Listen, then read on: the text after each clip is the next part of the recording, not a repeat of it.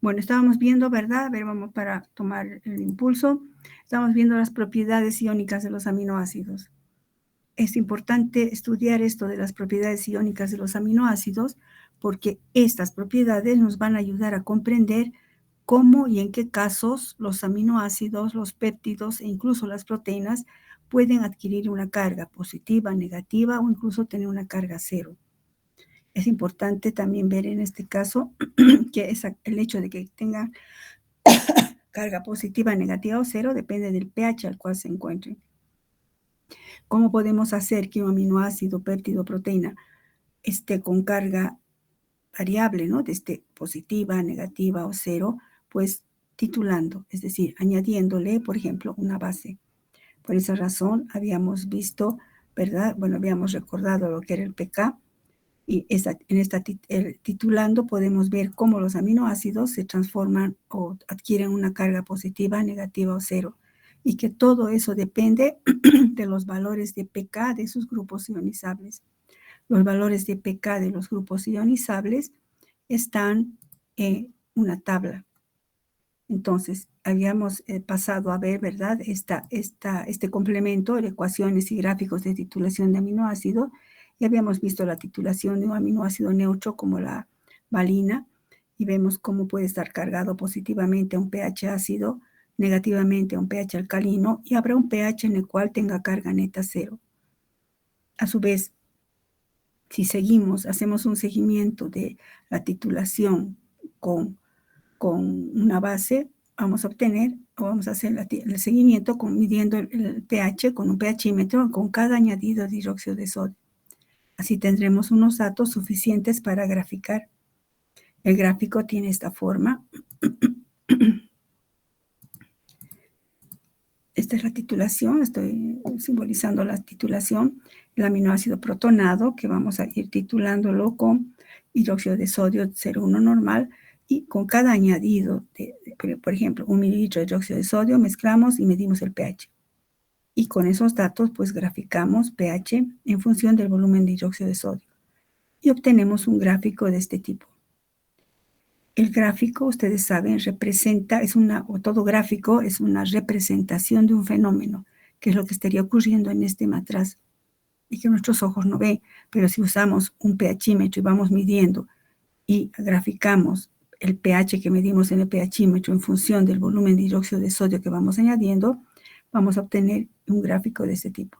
Habíamos visto, ¿verdad?, que el punto inicial sería el aminoácido protonado, que le hemos añadido ácido clorhídrico para que todos los grupos ionizables sean titulables. Luego hemos ido añadiendo hidróxido de sodio hasta llegar a un momento en el que se forma casi como una meseta, en el que se asume que ese es el punto en el cual existen cantidades iguales del ácido y la base conjugada. Sería como un fenómeno de buffer que ocurre en ese momento. Si extrapolamos eso al eje de las ordenadas, ese valor de pH es el pK del grupo carboxilo que estamos titulando y que es la representación, esta parte del grupo carboxilo. Después, al ir añadiendo hidróxido de sodio, cuando todo el grupo carboxilo ahora está como carboxilato, y añadimos hidróxido de sodio, se dispara el pH, un punto de inflexión, y empezamos a titular ahora el grupo amonio. También en un momento dado, y a un pH dado, habrá 50% del grupo amonio y 50% del grupo amino. Ese será ese valor de pH, es el pK del grupo amino.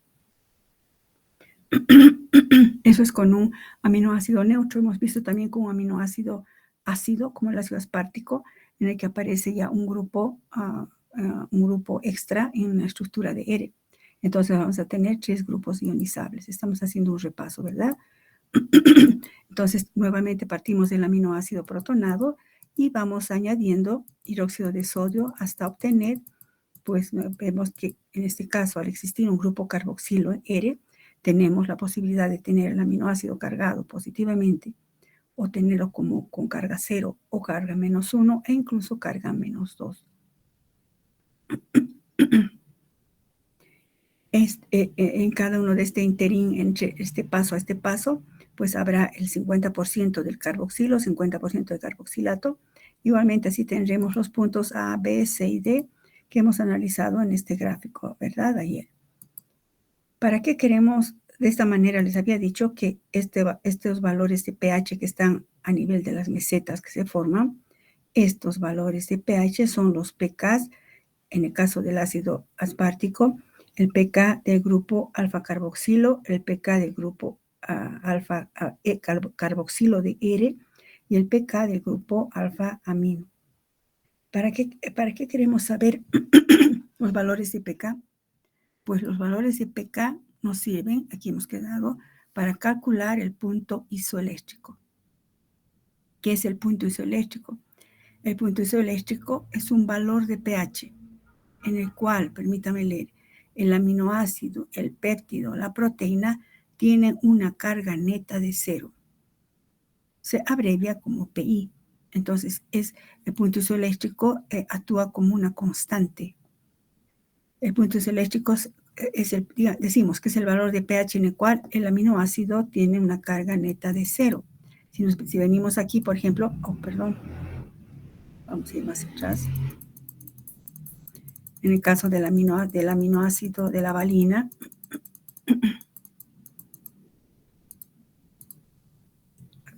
perdón, mejor voy a salir por este lado, espérenme.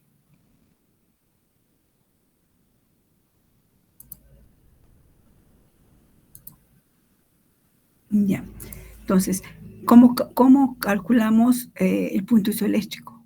Se obtiene, se puede calcular obteniendo el promedio de los valores de pK. Para eso sirve conocer los valores de pK.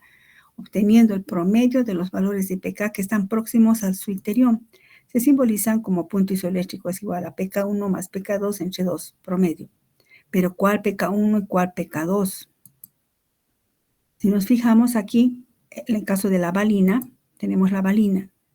En la tabla está aquí tabulado que el pK de la valina, tenemos cuántos grupos ionizables en la valina, el del grupo alfa-carboxilo y el del grupo alfa-amonio.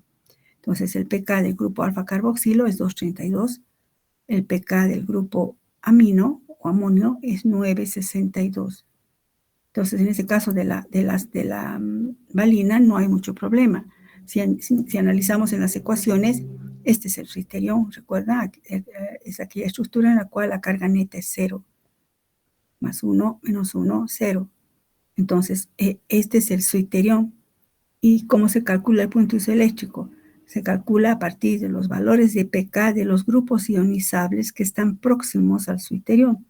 En este caso, el grupo alfa-carboxilo, que ha dado lugar al carboxilato, y también, ¿verdad? Próximo sería la del grupo amonio para dar lugar al grupo amino. Entonces, el pK del grupo alfa-carboxilo es 232, hemos visto en la tabla. Y el pK del grupo alfa-amonio es de 962. Repito, estos valores se los ha obtenido de la manera que hemos explicado, titulando y midiendo con pHímetros muy exactos. Bueno, entonces con estos dos valores de pK sustituimos 2.82 más 962 nos da 5.97. Este es el punto isoeléctrico de la valina. ¿Y qué es por definición el punto isoeléctrico? Es un valor de pH en el cual el aminoácido, en este caso valina, tendrá una carga neta de 0.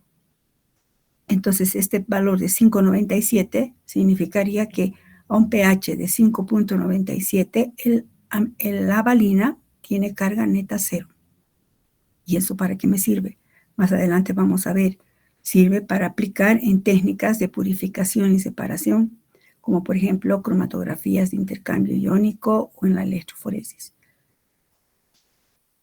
Les había dicho, ¿verdad?, que los aminoácidos pueden tener carga positiva o negativa, o 0.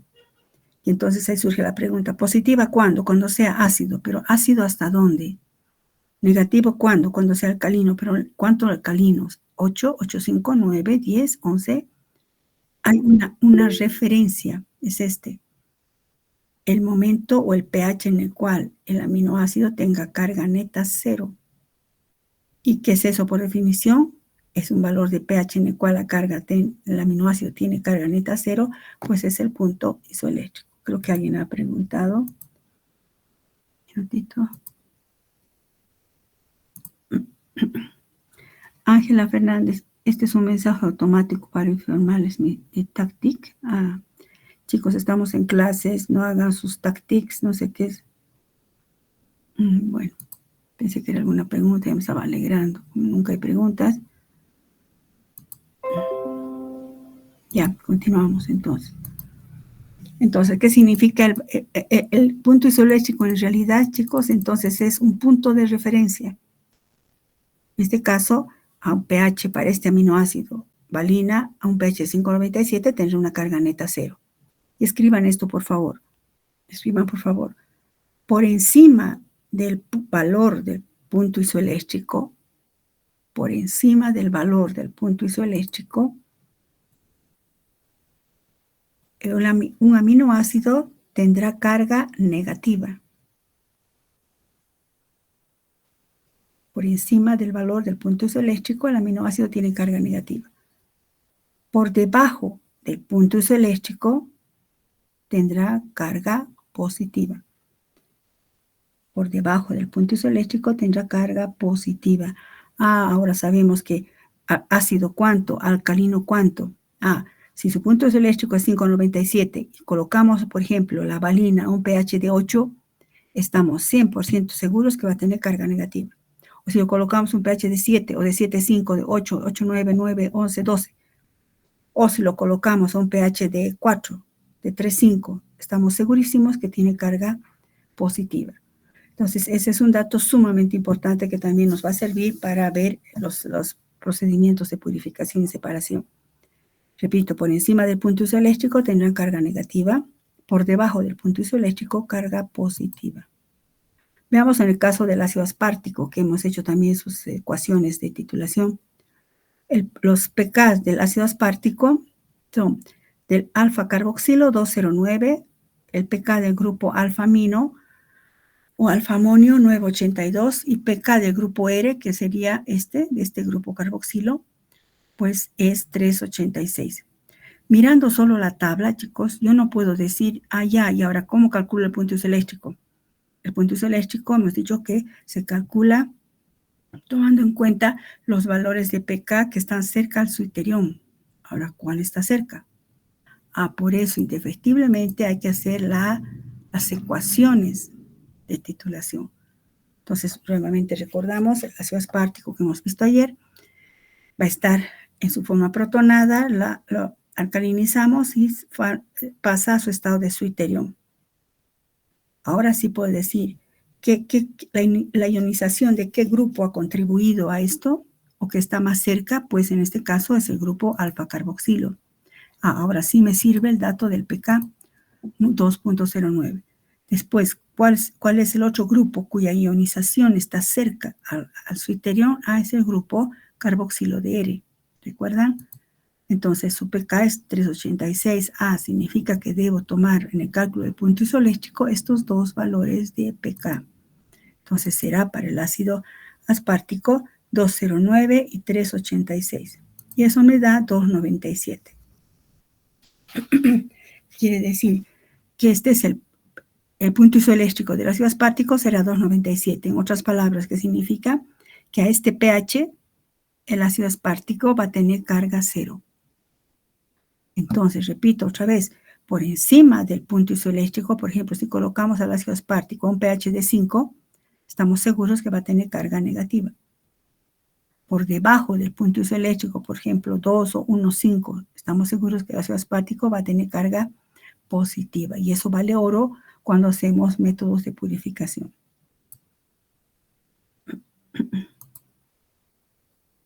Bueno, eso es todo respecto al complemento. Ya les puse el complemento también, ¿verdad? Ya lo deben tener. Pasamos al capítulo.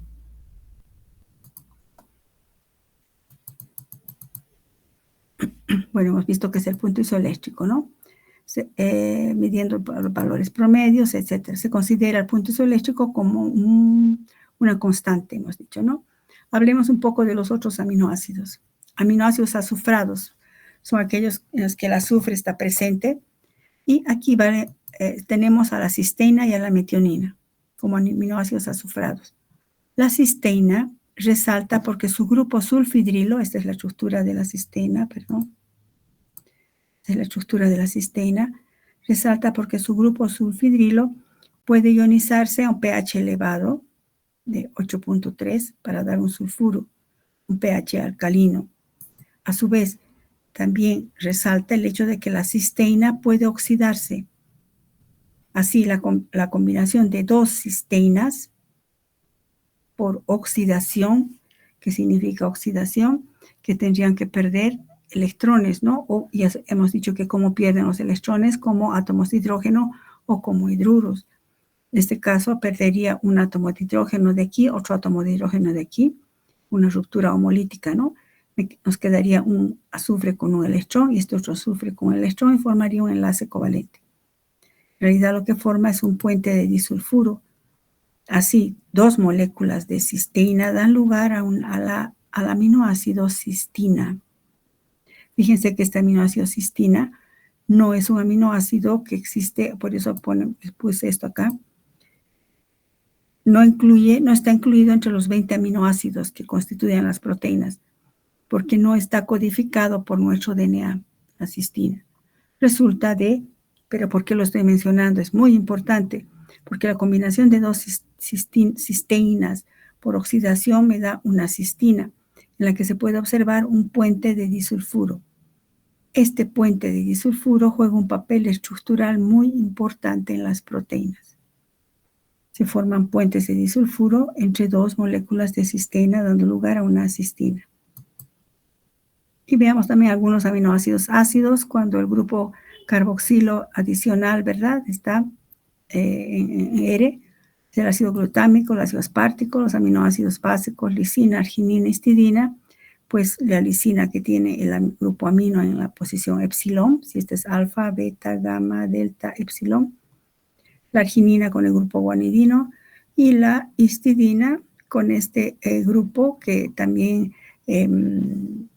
se caracteriza por tener estos átomos de nitrógeno que son los que le van a conferir la alcalinidad o basicidad. Grupo imidazol, ¿no? Bueno, entonces vamos a resumir un poquito. Respecto a las propiedades iónicas de los aminoácidos, debemos resaltar dos puntos. La carga neta de un aminoácido queda especificada por el pH, de modo que cambia la carga cuando cambia el pH. Eso es sumamente importante. Repito, la carga neta de un aminoácido depende o está especificada por el pH al cual se encuentra. Eso lo hemos visto en la titulación, ¿verdad? En las ecuaciones. De modo que si cambia el pH, cambia la carga. Hemos dicho que puede cambiar de carga positiva, 0 a negativa. Otro punto a resaltar es que no hay dos aminoácidos que tengan exactamente la misma tendencia de ionización. Es decir, no hay aquellos que tengan los mismos valores de pK. Por tanto, o tampoco hay dos que tengan la misma carga neta a un pH dado. Importante eso. Quiere decir que si los aminoácidos no tienen la misma carga a un pH dado, es que a un pH dado me permitiría separarlos. De ahí vienen los métodos de separación y purificación. Así, por tanto, el punto isoeléctrico se considera una constante física de los aminoácidos. Cada aminoácido tendrá su propio valor de punto isoeléctrico. Y algo más que hemos dicho, por encima del punto isoeléctrico, los aminoácidos tienen carga negativa, por debajo del punto isoeléctrico, carga positiva. El punto isoeléctrico, entonces, se calcula a partir de los valores de pK y es un punto de referencia. Bueno, con eso acabamos la parte de las propiedades iónicas de los aminoácidos. Veamos las reacciones químicas de los aminoácidos. Entre la principal reacción química de los aminoácidos está la formación del enlace peptídico. ¿En qué consiste un enlace? ¿Cómo se forma un enlace peptídico? Fíjense, este es un aminoácido, este es un aminoácido que va a reaccionar con otro aminoácido. Entonces, el par de electrones del grupo amino de un aminoácido hace un ataque nucleofílico al carbono del grupo carboxilo de otro aminoácido. Al hacerlo, si ustedes recuerdan los mecanismos de química orgánica, pues vendrá por acá, se cargará positivamente, dona un protón y esto se irá como agua. Y entonces queda establecido el enlace. Este enlace se formaría así, en la unión, por ejemplo, de dos aminoácidos forma un dipéptido. Y este sería el enlace peptídico, que es que ha dado origen por la combinación del grupo amino de un aminoácido con el carboxilo de otro aminoácido. Este es un enlace peptídico, que en esencia, pongan eso en sus diapositivas, chicos, en esencia este enlace peptídico es un enlace amida, que tiene una cierta planaridad, vamos a ver. Es un enlace peptídico, es un enlace amida. Vamos a ver un poco más esto cuando veamos péptidos. Vamos a ver ahora otras reacciones aplicadas para la detección, identificación de aminoácidos. Esta es una reacción esencial que ocurre cuando se forman los péptidos o las proteínas. Otras reacciones de los aminoácidos, pero que tienen sobre todo utilidad para la detección e identificación de aminoácidos, tenemos a la reacción de ninhidrina. Este reactivo, el reactivo de ninhidrina, permite visualizar aminoácidos en métodos cromatográficos. Sirven para que visualicemos los aminoácidos cuando se han realizado cromatogramas, ¿no? O cromatografías o en electroforesis. Permite también la reacción de ninhidrina la cuantificación a 540 nanómetros de longitud de onda. Es decir, que a 540 nanómetros de longitud de onda, la ninhidrina absorbe muy bien y se puede medir su absorbancia. La sensibilidad de la ninhidrina está en el orden de los nanomoles. Un nanomol es igual a 10 a la menos 9, o sea, fíjense, 0.000000000 molar. Muy sensible. Por su alta sensibilidad se emplea en la valoración cuantitativa de aminoácidos por colorimetría. O sea, podemos añadir ninhidrina y según el color, un color violeta, ¿da? Se puede cuantificar a 540 nanómetros. Sirve entonces para dos cosas: visualizar en un cromatograma o para cuantificarlos midiendo su absorbancia a 540 nanómetros de longitud de onda. La reacción, bueno, es un poco compleja, no vamos a entrar en detalle, pero la ninhidrina es esto, sería una quinona, ¿no? Más o menos una dicetona, ¿no? Dicetona cíclica, no quinona, dicetona cíclica, y el aminoácido, este aminoácido haría un ataque nucleofílico a este nivel, perdiendo un protón, y se forma esta imina, se pierde anhídrido carbónico, no vamos a entrar mucho en ese detalle, hasta que finalmente se forma este complejo. Fíjense la unión de dos ninhidrinas mediante, esta sería parte de la estructura del aminoácido, ¿no? Forma así un color azul purpúreo. Este color azul purpúreo absorbe muy bien a 540 nanómetros, por eso se cuantifica a 540 nanómetros el color purpúreo. También les había dicho que una vez que uno tiene un cromatograma, se puede con aplicación como spray de ninhidrina y entonces los aminoácidos se pintan de color púrpura. Pero sobre todo sirve para cuantificar. Absorbe muy bien a 540 nanómetros. Si tenemos un estándar, podemos calcular la concentración de aminoácidos, ¿no?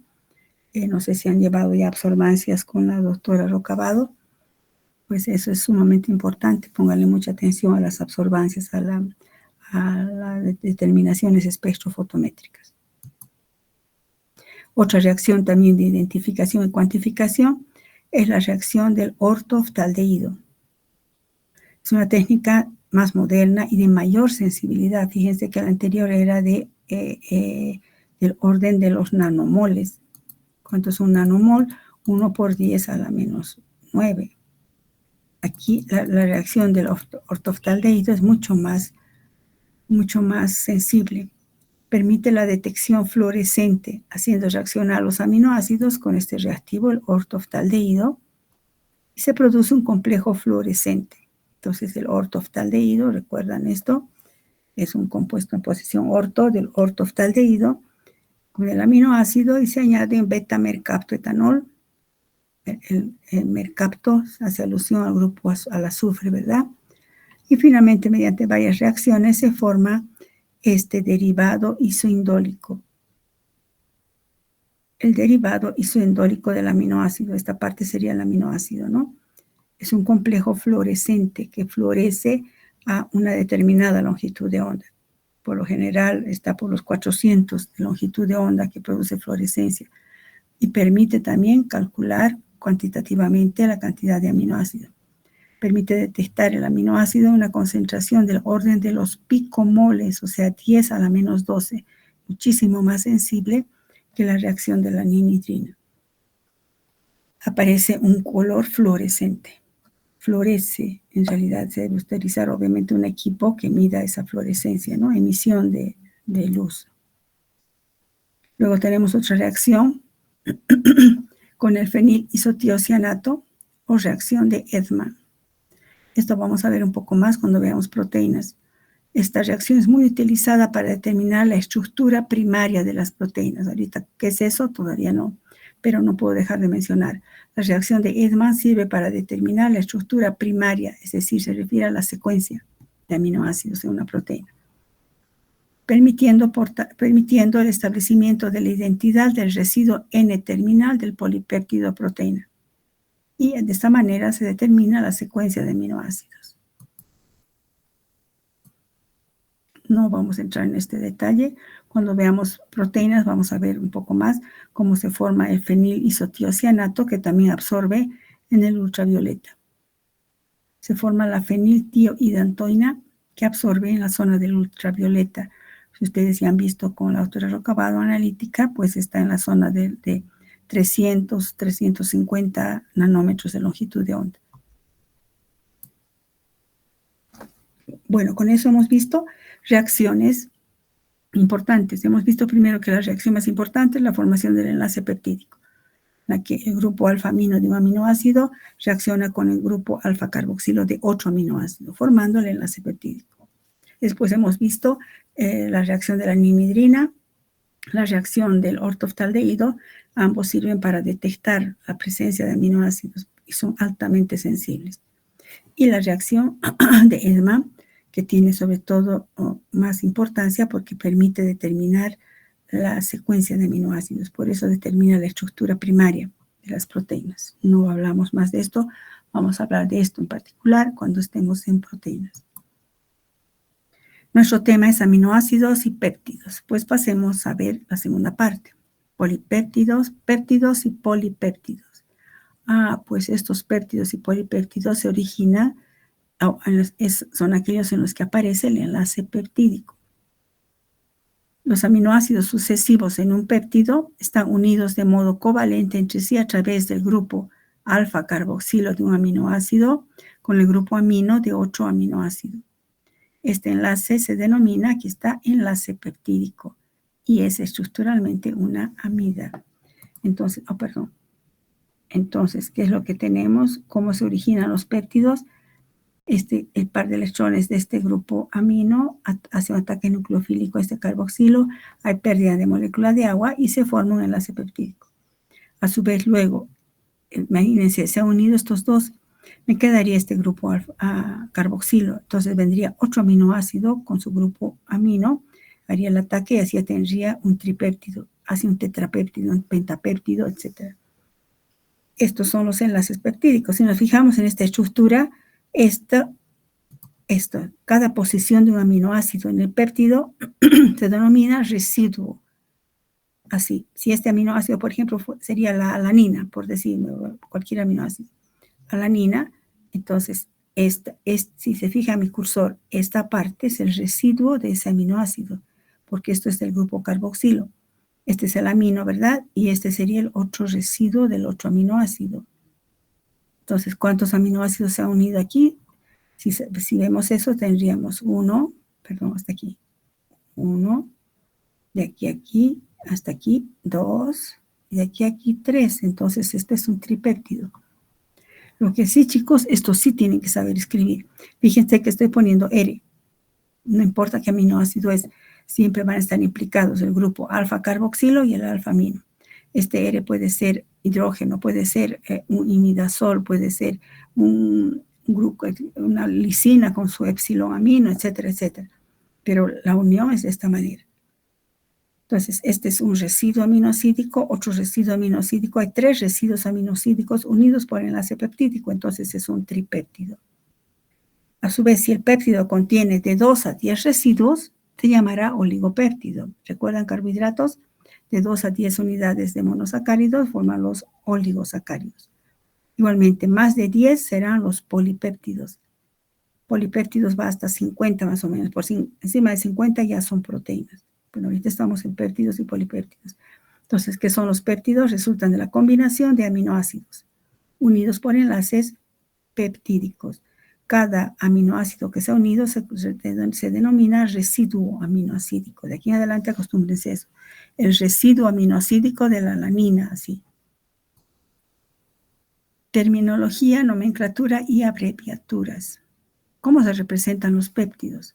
Si nos fijamos aquí, si yo quiero representar, este es un tripéptido, quisiera representar un decapéptido engorroso, ¿verdad? Escribir todo. Entonces, ¿cómo se representan los péptidos y polipéptidos? Dado que sus representaciones engorrosas, se utilizan abreviaturas convencionales. ¿Qué quiere decir convencionales? Que por convención nos ponemos de acuerdo que así los vamos a nombrar. A comisiones, ¿no? digamos, de bioquímica, etcétera, se ponen de acuerdo. Esas reglas son las siguientes. Cada residuo de aminoácido, ya sabemos que es un residuo, se nombra como un sustituyente acílico. Los grupos acilos se denominan cambiando la terminación del nombre básico del aminoácido por el sufijo il o hilo. Si vamos acá, por ejemplo, fíjense, si este es un aminoácido y si este hace un ataque nucleofílico, este sería un residuo acílico, ¿verdad, chicos? Si recuerdan orgánica, este sería un residuo acílico. Por eso se nombran como residuo acílico. Si esta fuera la valina, será la valil. Fuera la metionina, metionil. Por eso dice, cambiando el nombre básico, utilizando los sufijos il o hilo. Igual que metil, propil, ¿verdad? Luego, el enlace peptídico siempre se representa con un guión. Ahora, si la secuencia de residuos es conocida, o sea, conocemos la secuencia, se nombran a partir siempre del extremo N-terminal. A ver, ¿qué es eso del extremo N-terminal? Nos fijamos, por ejemplo, en este péptido.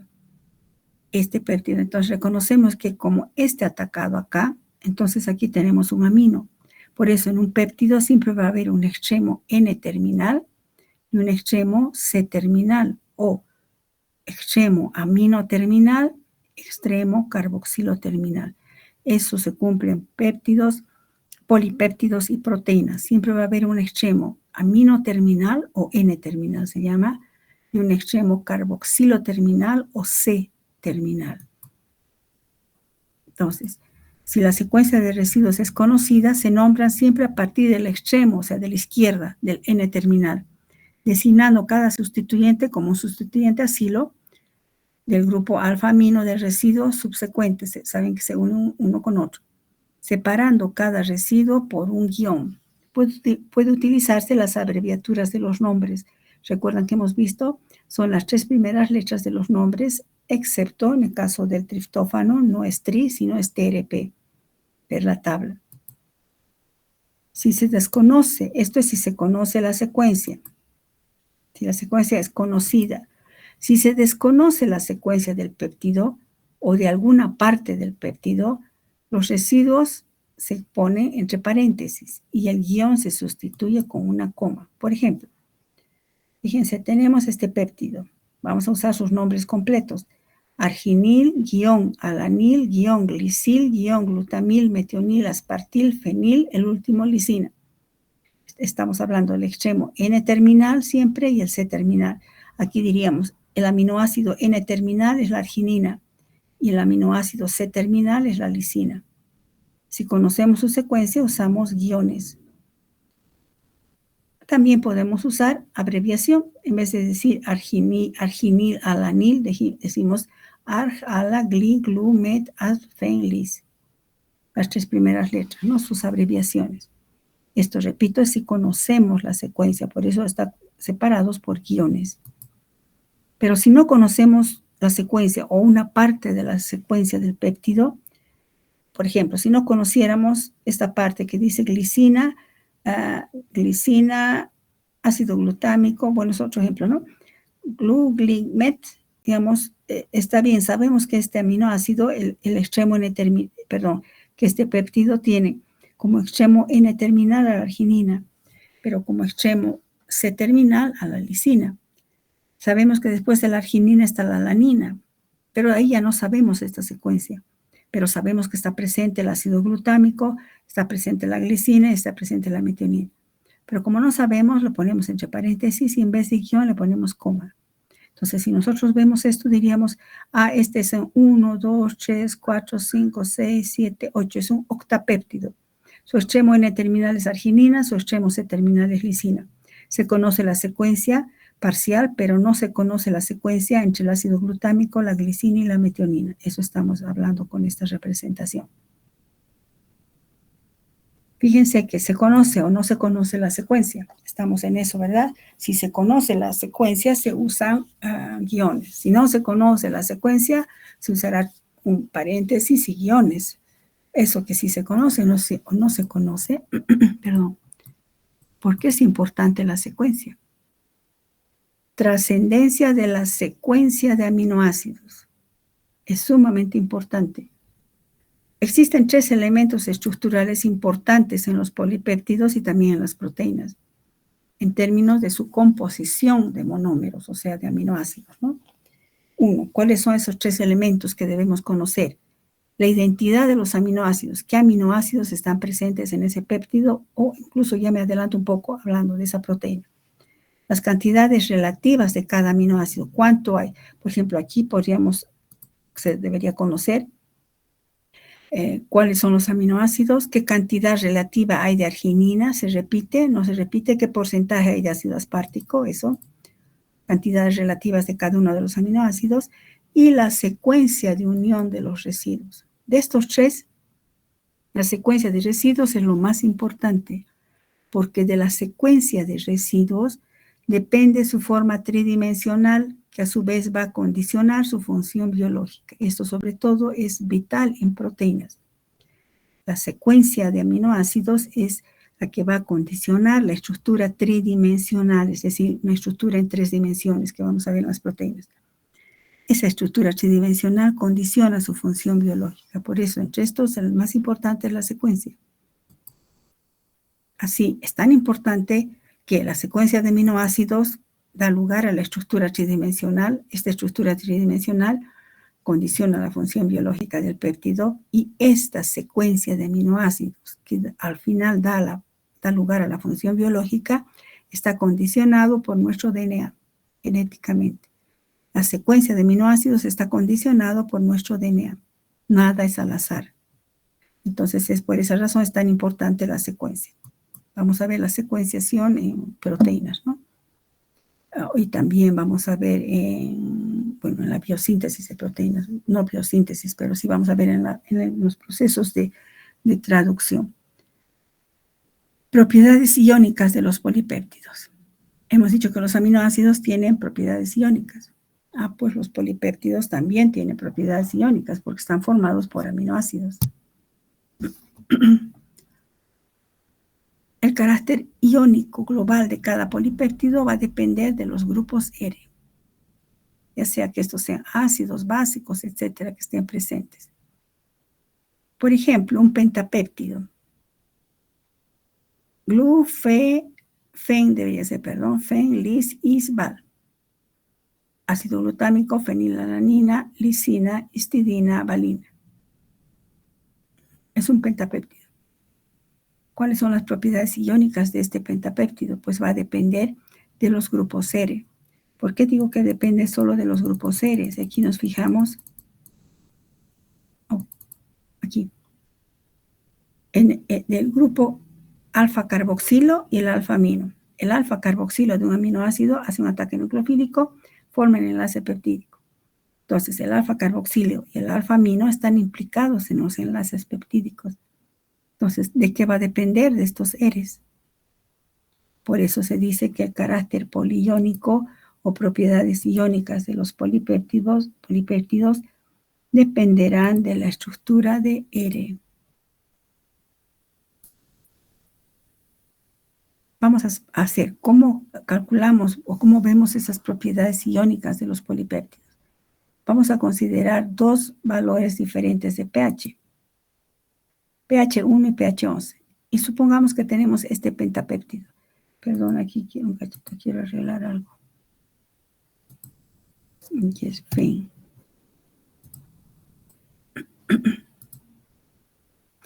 Entonces, nuestra pregunta será, ¿cuál es la carga de este pentapéptido a un pH de 1? ¿Cuál será la carga a un pH de 11? Hemos dicho que la carga que adquieren depende del pH. ¿Cómo vamos a hacer esto? Ahora ya no estamos hablando de un aminoácido, sino de varios aminoácidos unidos por enlaces peptídicos. Primero, si este es el pentapéptido, escribimos la estructura del pentapéptido. Ácido glutámico, fenilalanina, lisina, histidina y valina. ¿No? Ácido glutámico, fenilalanina, lisina, histidina y valina. Luego, ¿cómo armaríamos el pentapéptido? Pues el grupo carboamino de este aminoácido hará un ataque nucleofílico a este y formará un enlace peptídico. A su vez, este amino atacará a este y formará un enlace peptídico. Este amino ataca a este y forma un enlace peptídico. Este ataca a este y forma enlaces peptídicos. Y entonces, ¿de qué va a depender? Solo de sus estructuras de R. Ubique los grupos ionizables y sus pKs. Tenemos que ubicar sus grupos ionizables y pKs. Indique qué carga tendrá cada residuo aminoácido a cada uno de los pHs indicados. Sume las cargas de los residuos e indique la carga total. Perdón. ¿Cómo vamos a hacer eso? Permítame un cachito parar.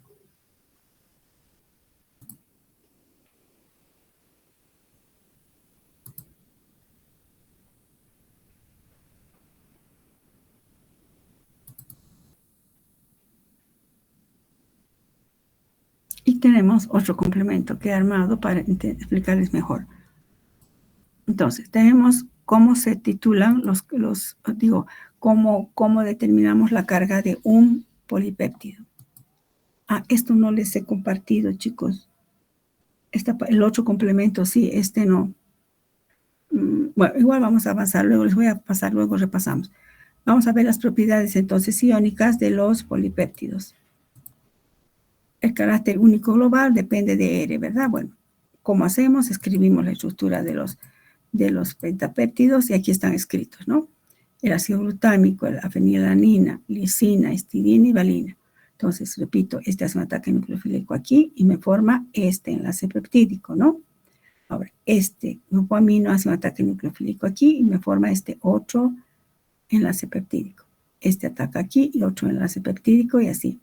Entonces, fíjense que aun cuando yo lo tenga escrito así, ustedes sí tienen que saber cuántos aminoácidos es. ¿Qué hacemos? Chequean el enlace peptídico, es este. Entonces, este es un residuo.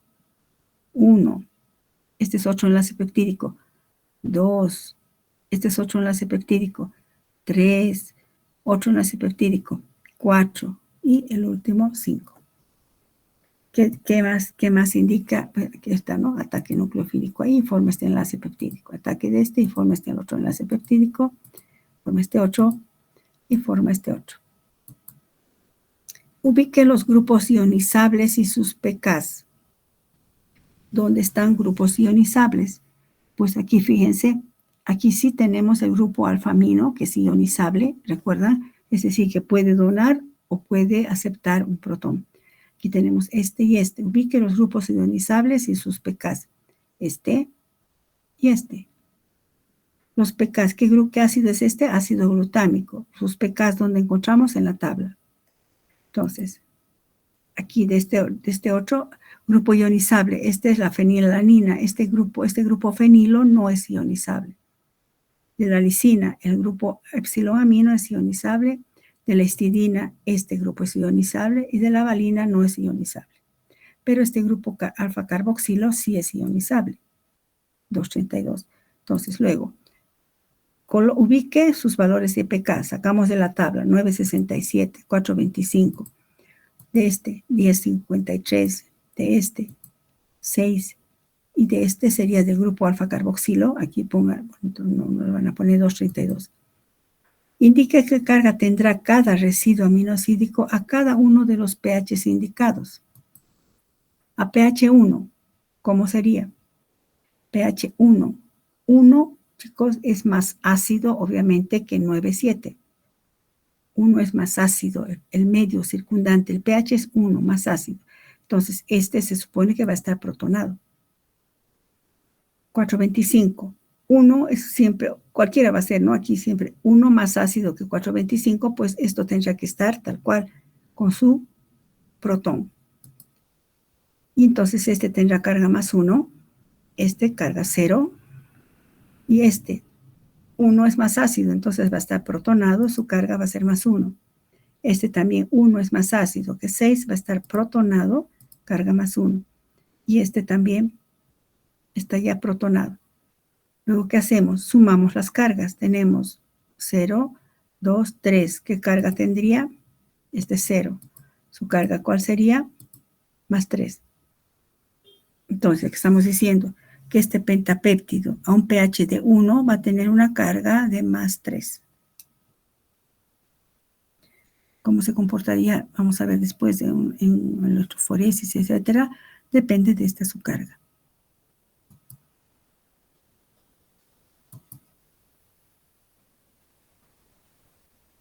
¿Qué sería ahora a un pH de 11? ¿Cómo sería? Estos nuevamente son sus valores de pK, ¿no? pH 11. A pH 11. 11 es más alcalino que 9,67. Entonces no puede estar protonado. Carga neta, 0. 11 es más alcalino que 425. 11 es más alcalino, entonces esto tiene que quedarse tal cual. Negativo. Carga negativo. 11 es más alcalino que 11, entonces no puede estar protonado. Carga neta, 0. 11 es más alcalino que 6. Ah, pues no puede estar protonado. Carga neta, 0. 11 es más alcalino que 232. No puede estar protonado. Bueno, se queda tal cual y su carga es 0. Entonces, ¿qué carga neta tendríamos aquí? Menos 1 y menos 1, carga menos 2. Fíjense que a pH 1 su carga era más 3 del mismo pentapéptido, pero a un pH 11 su carga es menos 2. Bueno, es no negativo. ¿Cómo sería? Le aumentaremos a un pH 7. El mismo pentapéptido, un pH 7. Tenemos sus valores de pK. 7. 7 es más ácido que 9, 6, 7. Entonces tendrá que estar protonado y su carga positiva. 7 es más alcalino que 425. Entonces tiene que quedarse así, carga negativa. 7 es más ácido que 10, 11. Entonces tendrá que estar protonado y su carga será positiva. 7 es más alcalino que 6. Entonces no puede estar protonado. 0. 7 es más alcalino que 232. Se queda tal cual con carga negativa. Y entonces será más y menos 0, más y menos 0, carga neta 0. El mismo pentapéptido con carga más 1, hemos visto, tendrá carga más 3. Perdón, con pH 1, carga más 3. Con pH 11, carga a menos 1, hemos dicho. Menos 2. Y a pH 7, el mismo pentapéptido tendrá carga 0. Quiere decir que 7 está cerca al punto isoeléctrico de todo esto. Aquí no podemos titular cada uno porque, fíjense,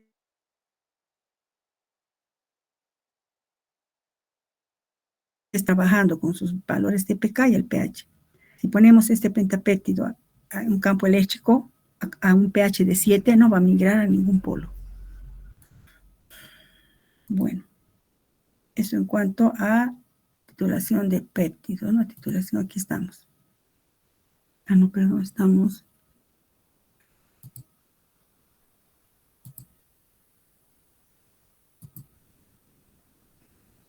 Ya. Ahora, fíjense que se hace tanta cosa, ¿no? A qué pH, cuánto es su carga, hay que saber los valores de pK, etcétera. Y aquí les pongo, ¿por qué es importante determinar la carga neta de un aminoácido? ¿Por qué es tan importante de un aminoácido, de un péptido, de una proteína? Hemos dicho primero que esta carga depende del pH al cual se encuentre y de los valores de pK de sus grupos ionizables.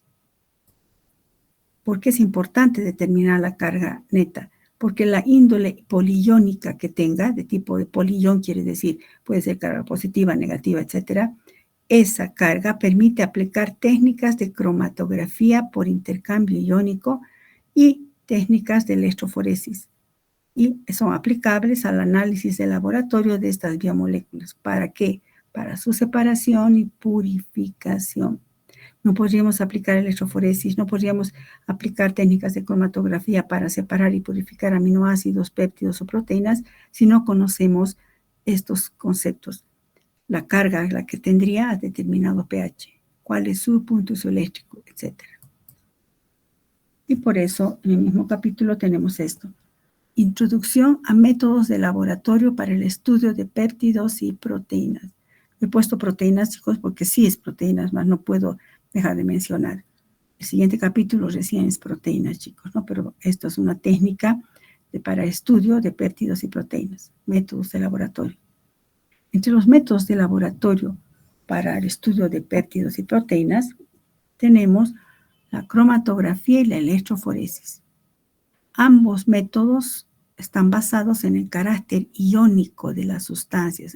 Carácter iónico. Por eso hemos visto tanto propiedades iónicas, ¿no? Dependencia de la carga en función del pH, etc. En bioquímica, las técnicas de cromatografía y electroforesis se utilizan muy a menudo para lo siguiente: para aislar y separar aminoácidos y otras sustancias iónicas. Se utiliza la cromatografía y electroforesis para medir el peso molecular de ciertos polímeros, para evaluar la pureza de los compuestos aislados, etcétera, etcétera. Entonces empecemos a estudiar los métodos cromatográficos. Ustedes han estudiado en química orgánica, no sé si química general, pero química orgánica, han de llevar cromatografía como un método de separación y purificación. En el capítulo de separación y purificación se ve pues cromatografía. Es un método físico-químico que se basa en la separación de los componentes de una mezcla por migración diferencial de los solutos.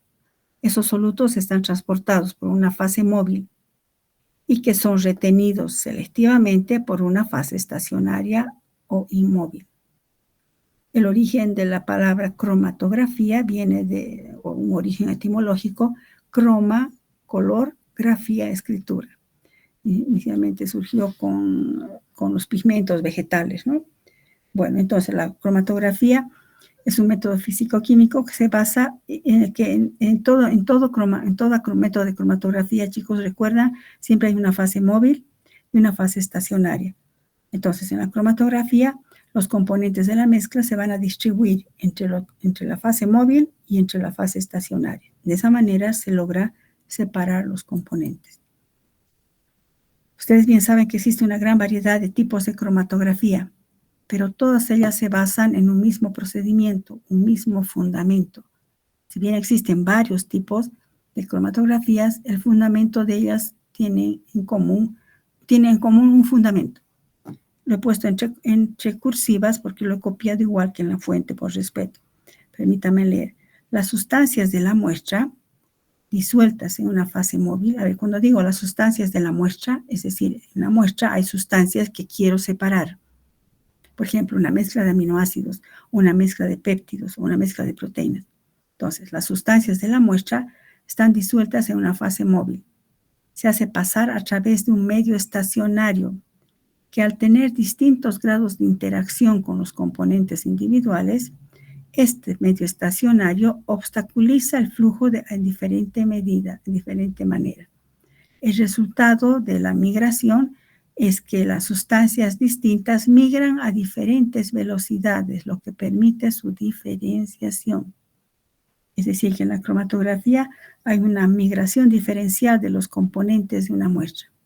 Son arrastrados por una fase móvil y ahí está la lucha. ¿Me voy con la fase móvil o me quedo con la fase estacionaria? Ahí depende de la naturaleza de la fase móvil y de la naturaleza química de la fase estacionaria. Pero de esa manera se van separando. Así tenemos, por ejemplo, estaría hablando aquí de una cromatografía en columna. Si esta es la columna, aquí está la fase estacionaria y colocamos la muestra encima. Perdón, la muestra aquí encima.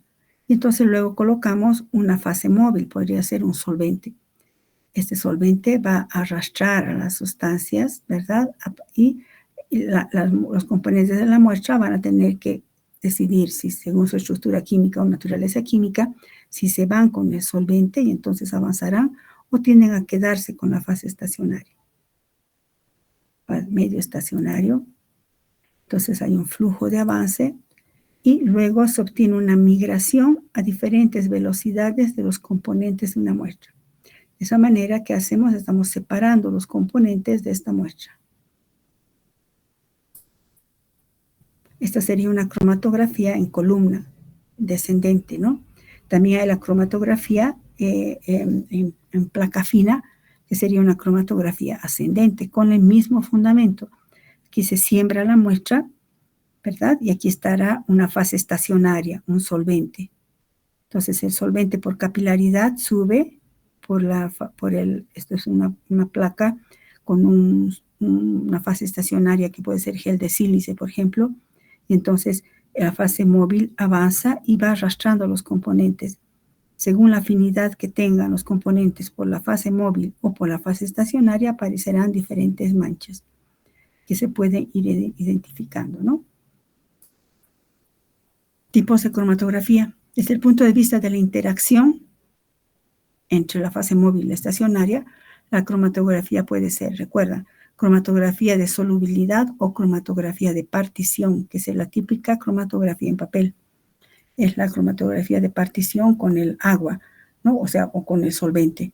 Cromatografía en papel. Cromatografía de adsorción, que es la cromatografía líquido-sólido. Esos son los tipos de cromatografía en placa fina y en columna. Entonces, la cromatografía en placa fina y columna es una cromatografía de adsorción, líquido sólido. En cambio, la cromatografía de partición siempre es líquido-líquido. Cromatografía de partición, de adsorción diré. Y cromatografía de intercambio iónico, que es la cromatografía en columna, que también en esencia es una cromatografía de adsorción.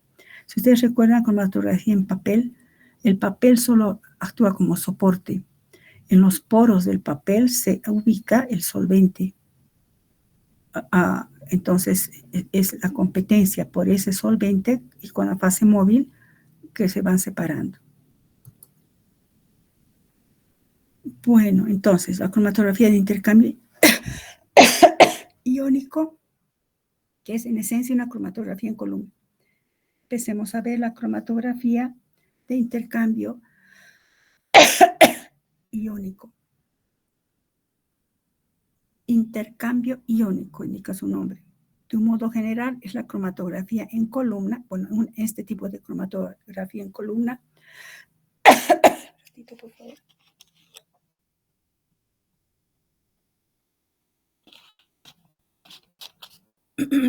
Este tipo de cromatografía en columna, la separación se consigue haciendo fluir la mezcla a través de una columna de absorbente. Los componentes emergen o salen de la columna en diferentes tiempos y se recogen en fracciones separadas. Se aplica esta cromatografía de intercambio iónico, siempre se aplica a mezclas de solutos que existen como iones, es decir, que tengan carga positiva o carga negativa. Por eso se aplica a los aminoácidos, péptidos y proteínas. Componentes de la cromatografía de intercambio iónico. El disolvente de ligación, recuerdan, siempre hay un disolvente de ligación, es un buffer o amortiguador que se cambia varias veces durante el proceso y se va cambiando a diferentes pHs. Vamos a explicar eso. La fase estacionaria es una sustancia sólida que participa en el proceso interactuando de modo directo con los componentes. Estas sustancias, la fase estacionaria, se denominan intercambiadores iónicos y también llamados resinas, y tienen la forma de esferas pequeñísimas, porosas. El diámetro de las esferas de los intercambiadores iónicos es de apenas 10 micrómetros, ¿no? 10, o sea, muy, muy chiquitito. Y dan, en consecuencia, una excelente resolución. La fase estacionaria puede ser un intercambiador catiónico o un intercambiador aniónico. A ver, estamos viendo. Hasta aquí está claro. ¿Alguna pregunta, chicos? Entonces, vamos a repasar un poco por acá. Hemos visto qué es la cromatografía, hemos recordado, ustedes han visto eso, hemos recordado qué es la cromatografía. La cromatografía que ahora vamos a ver es una cromatografía en columna, específicamente llamada cromatografía de intercambio iónico. En este tipo de cromatografía se hace fluir los componentes de la muestra a través de un absorbente y los compuestos van saliendo de la columna en diferentes tiempos. ¿En qué tipo de sustancia? No se aplica para cualquier sustancia, se aplican solo para mezclas de solutos que están como iones, o sea, cargados positivamente o negativamente. ¿De qué se compone la cromatografía de intercambio iónico? En toda cromatografía siempre hay un disolvente, que sería el fase móvil, y una fase estacionaria. En el caso de la cromatografía de intercambio iónico, el disolvente es un buffer o amortiguador. Es aquel que, ¿verdad? Todo buffer o amortiguador tiene un pH determinado.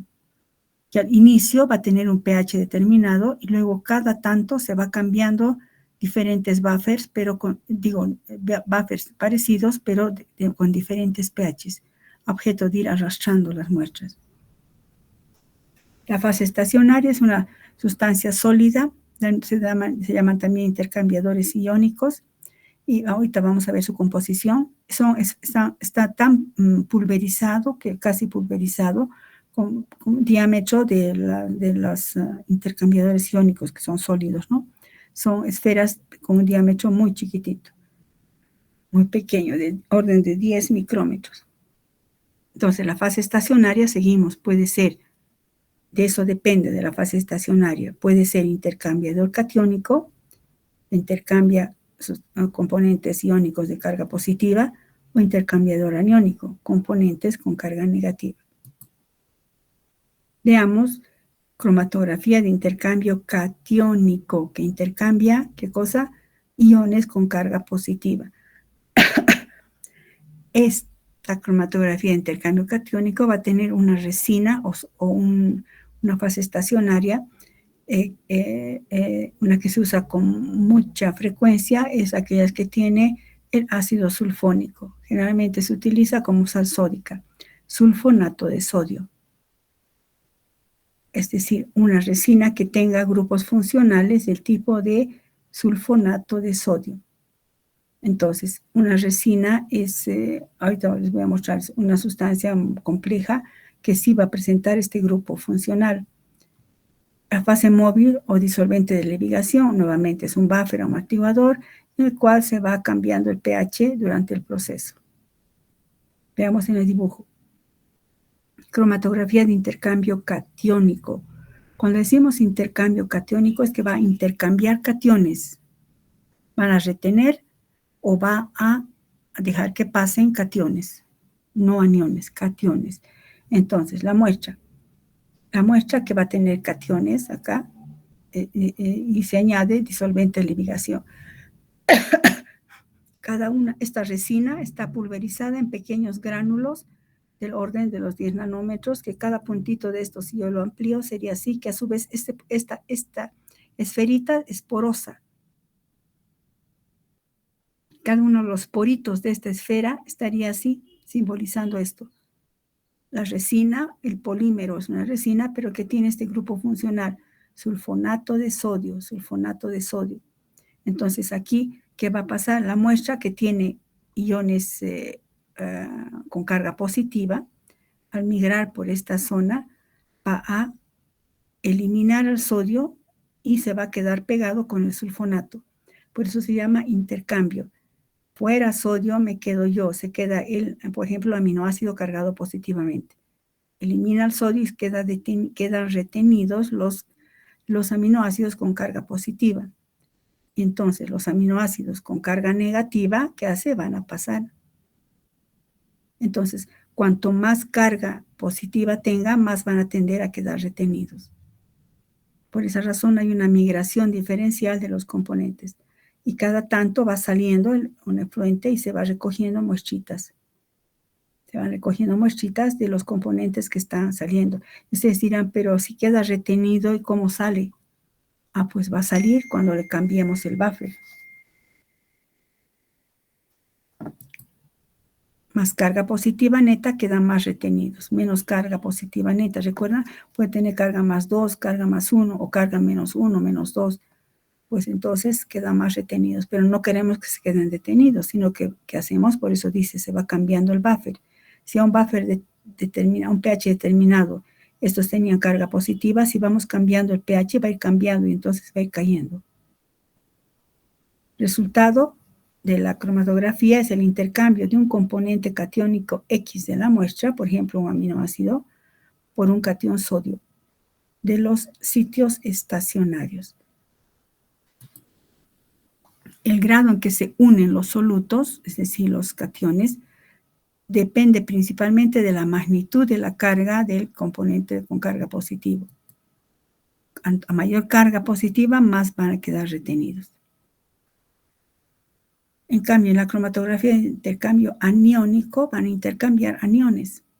Utiliza resinas de intercambio aniónico que consiste en una estructura polimérica que presenta grupos funcionales con carga positiva, generalmente grupos aminoetílicos sustituidos, como por ejemplo un polímero, por ejemplo, de celulosa, pero que tenga este grupo funcional, ¿no? El dietil, fíjense, dietil aminoetil celulosa o DEAE celulosa. Es un polímero muy usado como intercambiador aniónico.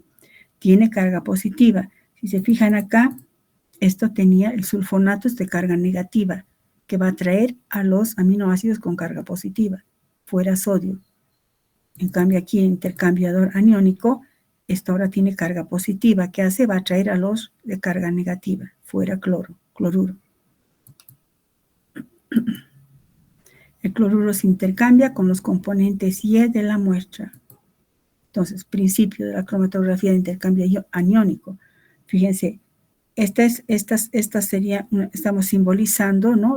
Estos chiquititos, estos de aquí, bueno, estamos simbolizando estos grandes como si fueran los gránulos con carga positiva, por ejemplo, el DAE celulosa.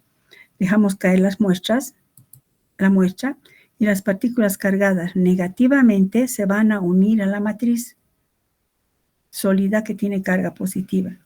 Las partículas cargadas positivamente, por ejemplo, aminoácidos con carga positiva, son rechazados e irán cayendo. Entonces, ¿quiénes salen primero? Los aminoácidos con carga positiva. Los aminoácidos de carga negativa han sido retenidos por la fase estacionaria. ¿Cómo puedo hacer que ahora salgan? No quiero que se queden ahí, estoy separando, purificando. Pues si a este pH, a un pH determinado, estos, por ejemplo, aquí los rojos, ¿no? Tenían carga negativa. Si le cambio el pH a una carga 0 o positiva, otra vez que pasa lo que estaban retenidos, caerán. De ahí que es importante saber qué pH es aquel en que va a cargar nuestros aminoácidos, positivamente, negativamente o 0.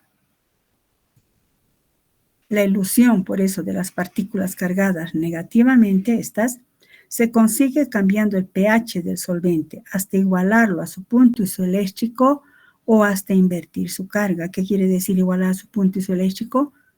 A un pH en el cual tenga carga 0. Si tiene carga 0, no va a quedar retenido por nadie. O invertir su carga. Si era negativo, o será positivo y también caerá.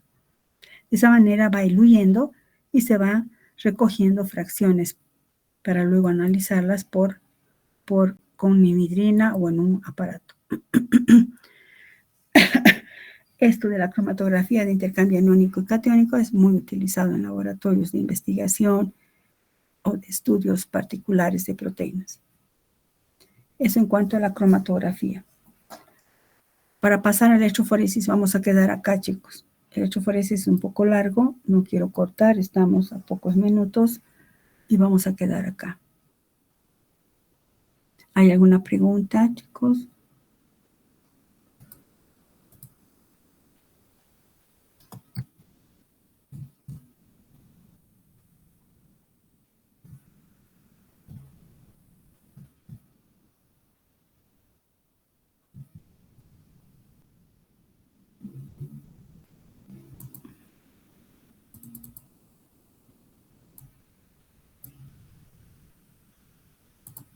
Ya. Entonces, bueno, si no hay preguntas, chicos, voy a detener esto.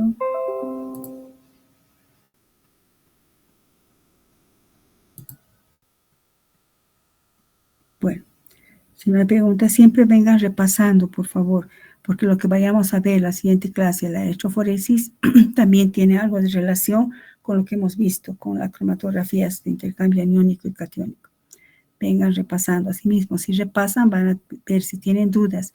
Al tener dudas, hacen preguntas. Al hacer preguntas, salen de esa duda, pues si están, va a ser más fácil que estudien cuando les toque el examen. No dejen al último para estudiar. No hay muy buenas notas, chicos. No hay muy buenas notas. El examen estaba muy sencillo, mucho más sencillo de lo que tomó otros años. Ya no estoy grabando, no. Eso, hay muy malas notas. Hay unas cuantas muy buenas notas. No puede ser eso, el examen era sencillísimo, sencillísimo. Escribo la estructura de un triglicérido y hasta incluso en clase les he dicho eso, sí tienen que saber escribir este triglicérido porque les va a servir al año, chicos. ¿Cuál es la estructura, la síntesis, la forma metabólicamente activa de un ácido graso? Creo que he repetido N veces. Esto es bien importante, chicos. Muy pocos han respondido. Bueno, chicos, repasen, por favor, cada clase. Me toca mañana bioquímica, le echaré una miradita. Tienen diapositivas, tienen grabación. Podrían sacarse 100, chicos. Yo no he preguntado nada que no haya avanzado, nada, nada. Podrían sacarse excelentes notas. Uno no estudia, ¿qué pasa? No se entiende, y si no se entiende, ¿por qué no pregunta? A veces ese mismo momento uno no entiende. Más bien ustedes tienen la particularidad, bueno, es lo bueno de las clases virtuales, que tienen grabación. Pueden escuchar otra vez con sus apuntes, ir mirando, aumentando. Si no entiendo, subrayo, le voy a preguntar esto a la siguiente clase. No he entendido. Háganlo, chicos, es ganas. Podrían sacarse muy buenas notas. Malas noticias, no hay buenas notas, chicos. Bueno, les voy a entregar sus notas entre mañana y pasado mañana. Son hartos, chicos, ¿ya? Voy a dejar de presentar si no hay preguntas. Bueno, chicos, hasta luego, cuídense. Estudien, por favor, repasen, nada les cuesta. Hasta cuando uno repasa, uno sale de dudas. Y cuando está estudiando, dice, yo ya repasé esto. Entonces, uno se queda más retenido en el cerebro y construye mejor su conocimiento cuando relaciona. Por eso siempre yo trato de decirles, relacionen con lo anterior. Recuerdan cómo era, ahora es así. Ese método es importante en el estudio de ciencias, chicos. No sé qué está pasando. Me preocupan mucho las notas. Bueno, vamos a ver. Hasta luego, chicos. Hasta luego, doctora. Hasta luego, doctora. Hasta luego, chicos.